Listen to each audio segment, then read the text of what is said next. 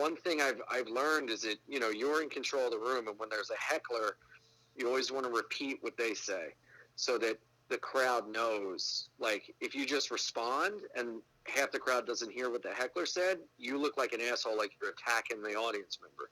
So you always want to say it into the mic, repeat what they say, and then that buys you time to think of a rebuttal, But I found in dealing with, like, really drunk people, a lot of them think they're helping the show, and a lot of them think that they are, making things better, and they're not.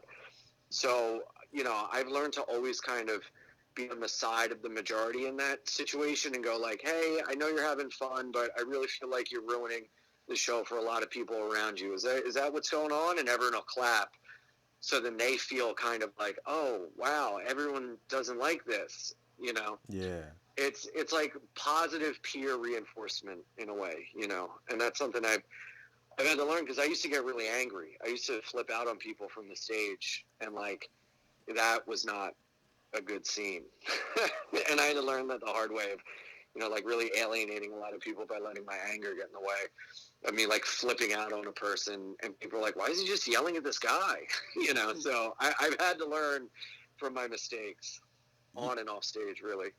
Well, what you said about, like, repeating what they say, I never thought of that, and that's such a good Mm-hmm. like, way to look at it, as far as just making sure everyone hears what's going on. Because I've definitely Mm-hmm. seen stuff like that before, where it kind of Yeah. gets lost in translation. So, Yeah. I learned that. from Patrice. oh really? I love Just Patrice so yeah, much. yeah, Rest in peace. One of the yeah, greatest, seriously. yeah, yeah. Coming up on 10 years, Yeah. I think, since he passed. Yeah. Um, Now, did you ever get to meet him, or are you just like a big fan? I met him once, and I am a big fan.